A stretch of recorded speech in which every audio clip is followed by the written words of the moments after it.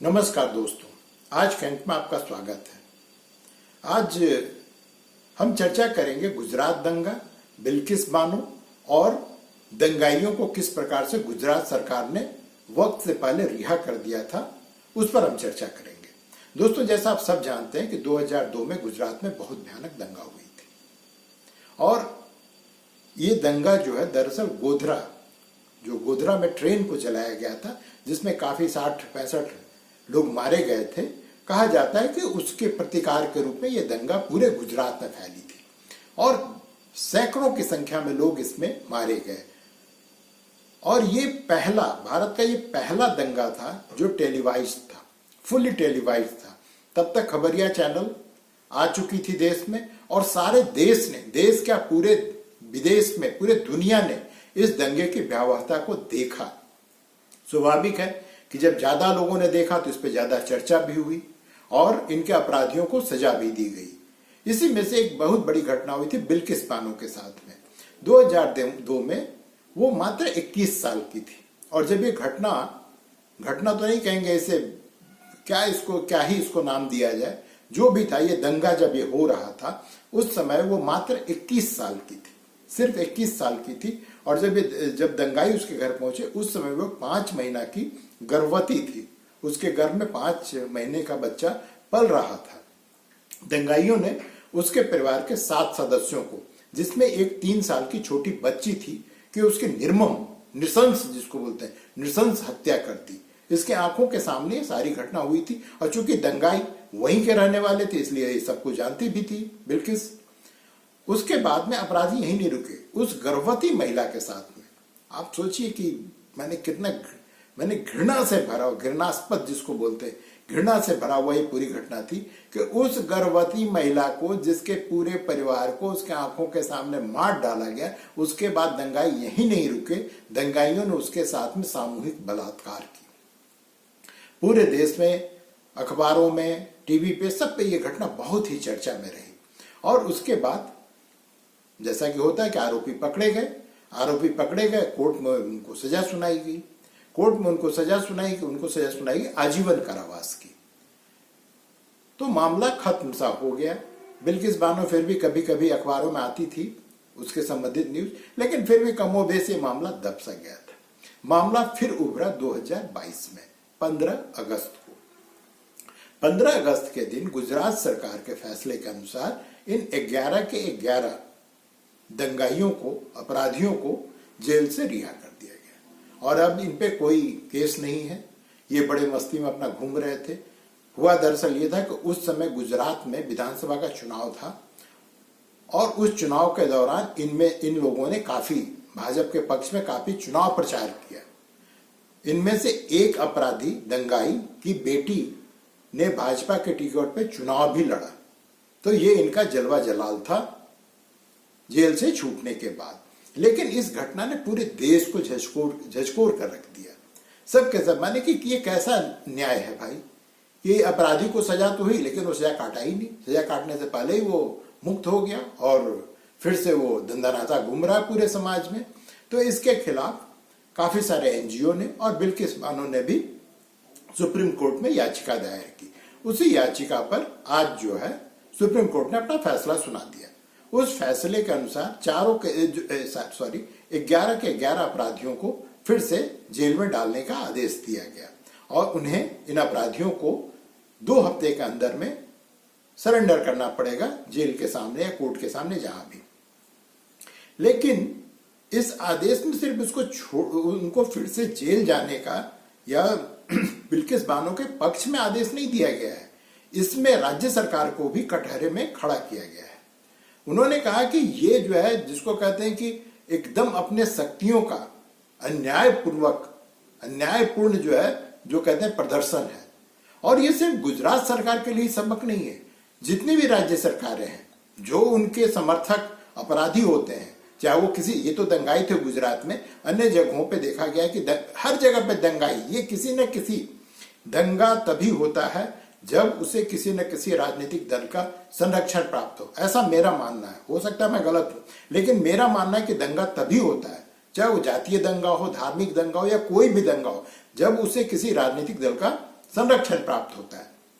अब जिन दल का संरक्षण इन अपराधियों को, गुंडों को प्राप्त होता है, जो ही उनकी सरकार आती है तो उनके लिए उनके पौ बारह हो जाते हैं।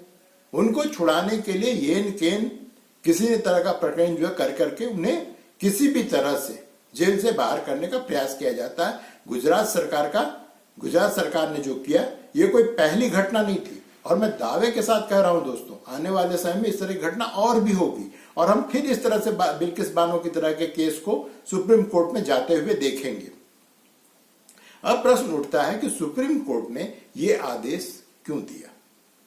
ये सबसे यहां पर उसने राज्य सरकार को ये नहीं कहा है कि तुमने इसे क्यों छोड़ा, वो क्यों छोड़ा के स्थान पर कह रहा है कि ये तुम्हारे अधिकार क्षेत्र में नहीं है। अर्थात जो ये दंगाई थे उनको गुजरात सरकार नहीं छोड़ सकती, इसलिए इनको फिर से जेल में जाना पड़ेगा। ऐसा नहीं कि इसको कोई सरकार नहीं छोड़ सकती है।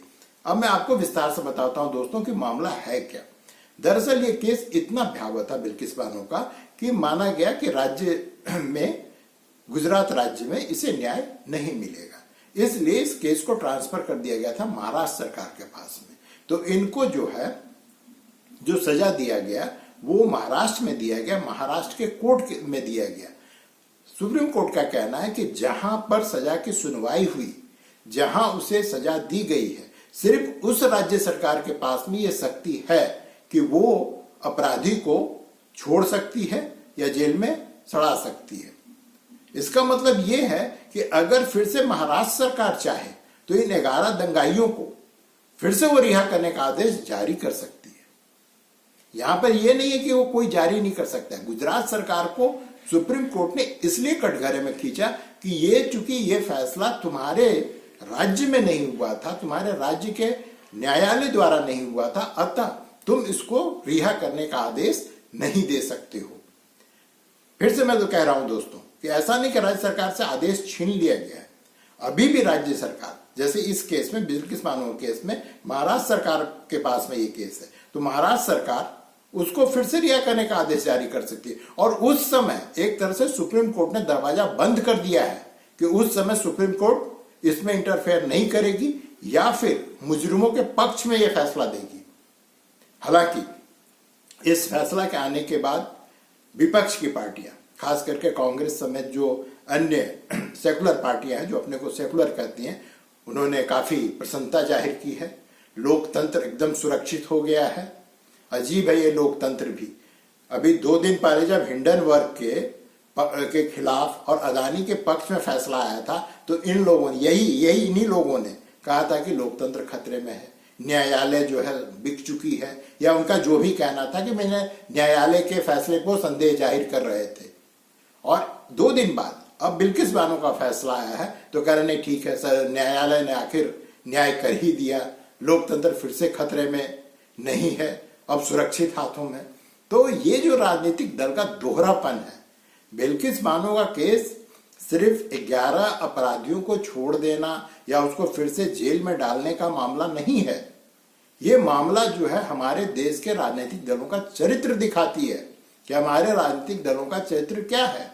आपको याद होगा दोस्तों, सपा की जब सरकार थी, अखिलेश यादव जो है उत्तर प्रदेश में मुख्यमंत्री हुआ करते थे। उस समय उसने बनारस जो बॉम्ब ब्लास्ट हुआ था उसके जो अभियुक्त थे उनको छोड़ने की बात की थी, और करीब करीब छोड़ दिया। तो वो तो मामला सुप्रीम कोर्ट में चला गया और हाईकोर्ट में चला गया। इलाहाबाद हाईकोर्ट ने जो आदेश दिया बिल्किस बानो के संदर्भ में, उसको भी देखना चाहिए। बिल्किस बानो ने कहा कि अभी तुम इसको छोड़ो ही नहीं, इसको पद्म पुरस्कार दो, उन आतंकवादियों को आप पद्म पुरस्कार दीजिए। इन पर कटाक्ष किया था अखिलेश यादव की सरकार पे, और पता है बाद में उन दंगाइयों को भी आजीवन कारावास हुई। क्या पता कल के तारीख में फिर से सरकार बदले, उन दंगाइयों के जो संरक्षक है उनकी सरकार बने, तो हो सकता है उनको भी रिहा करने की बात की जाएगी या रिहा कर ही दिया जाएगा। तो इसलिए दोस्तों आज खुश होने की जरूरत तो है, खुश होने की बात है कि दंगाई फिर से जेल में जाएंगे, लेकिन ज्यादा खुश होने की जरूरत नहीं है, क्योंकि जो आज गुजरात में हुआ है कल उत्तर प्रदेश में नहीं होगा या महाराष्ट्र में नहीं होगा। आपको कर्नाटक का मामला पता ही, जो मदनी केरल का था, जो मंगलोर ब्लास्ट का अभियुक्त था, उसको किस तरह से किस तरह से उसे जो है माला पहना के, हार पहना के फूलों का, जब वो केरल गया तो उसका स्वागत किया गया। विधानसभा में केरल विधानसभा में उसके कसीदे कढ़े गए। यही स्थिति इन दंगाइयों के साथ हुआ था। जिस दिन ये रिहा हुआ था 11 के 11, इनको भी फूल माला चढ़ाया गया था। तो ये समाज, हमारा समाज किस तरफ जा रहा है? हम दंगाइयों को एक तरह से क्या कहते हैं, उसको ग्लोरीफाई कर रहे हैं, हम उनका सम्मान कर रहे हैं। क्या वो सम्मान पाने के हक में हैं?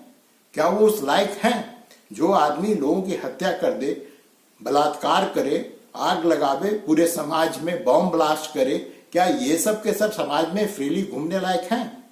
चाहे वो बिल्किस बानो का मामला हो, चाहे वो बनारस के ब्लास्ट का मामला हो, या मदनी का मामला हो कर्नाटक में, हर जगह यही स्थिति है। मैं पहले भी कहा हूं और फिर से कह रहा हूं कि जब तक राजनीतिक दलों का संरक्षण इन दंगाइयों, इन आतंकवादियों के साथ नहीं होता है, ये इस तरह की घटना को अंजाम देने से पहले 20 बार सोचेंगे। चूंकि इनको संरक्षण प्राप्त है, ये लोग फ्रीली करते हैं, इनको पता है कि जेल जाएंगे फिर छूट के आ जाएंगे। और ये सिर्फ ये दंगाई आतंकवादियों के, आप बलात्कारियों को देखिए, वो जेल जाता है 2 दिन में छूट के जाता है। कुछ राज्यों में भी ऐसे मामले प्रकाश में है कि बलात्कारियों को बेल पे छोड़ा गया, वो जाके उसी लड़के के साथ फिर से बलात्कार करता है। अब आप इसमें कोर्ट को कटघरे में खड़ा करेंगे, पुलिस को खड़ा करेंगे, या फिर समाज को, कि समाज की ऐसी मानसिकता है कि इन लिच्चड़ों को जो है वो स्वागत करती है, उसको सम्मान देती है। तो दोस्तों, इसलिए अपने आस पड़ोस में जो भी हो रहा है उन घटनाओं को ध्यान से देखें, उन राज्य सरकारों की हरकतों को देखें। आज गुजरात सरकार है, कल कोई और सरकार होगी। सरकार किसी की हो, इनके कर्म वही होंगे। वो किसी की भी सरकार हो, मैं फिर से कह रहा हूं, किसी की भी सरकार हो। झारखंड में माओवादियों को रिहा करने की बात होती है, रिहा किया जाता है, और किस तरह से उनकी रिहाई होती है सबको पता है। ये सबको पता है। आपको कौन अपराधी, दंगाई, आतंकवादी, नक्सली आपको कहां से ये आपको वोट दिलवा सकता है, कितना वोट दिलवा जा सकता है, इस आधार पर तो इनके सजाओं का फैसला होता है कि इनको जेल में रहना है कि इनको बाहर करना है। तो दोस्तों, बिल्किस बानो के लिए, लेकिन ये मामला अभी खत्म नहीं हुआ है। मैं फिर से कह रहा हूं दोस्तों, ये मामला खत्म नहीं हुआ है, क्योंकि हो सकता है अभी ये मामला सुलग रहा है, अभी आज ये चर्चा में 2-4-5 दिन चर्चा में रहेगी, उसके बाद क्या होगा, ये मामला फिर से गुम हो जाएगी, ये फिर से समाज में चर्चा का विषय नहीं रहेगा। और पता चला कि महाराष्ट्र में अगले साल लोकसभा का चुनाव है, हो सकता है राज्य सरकार इन लोगों को रिहा कर दे। तो इन पर दोस्तों नजर रखने की जरूरत है। बिल्किस बानो को हमेशा अपने दुआओं में रखिए, यादाश्त में रखिए कि कहीं फिर से इस महिला के साथ में इसी तरह की घटना फिर से ना हो जाए, कि इनके जो अभियुक्त थे उनको फिर से रिहा न कर दिया जाए। आज के लिए दोस्तों बस इतना ही। मिलते हैं फिर अगले अंक में, फिर से और चर्चा करेंगे, और विषयों पर चर्चा करेंगे। अभी तो पूरा राजनीतिक गरमाई हुई है, तो उस पर और जबरदस्त चर्चा होगा। तब तक के लिए नमस्कार, धन्यवाद, जय हिंद।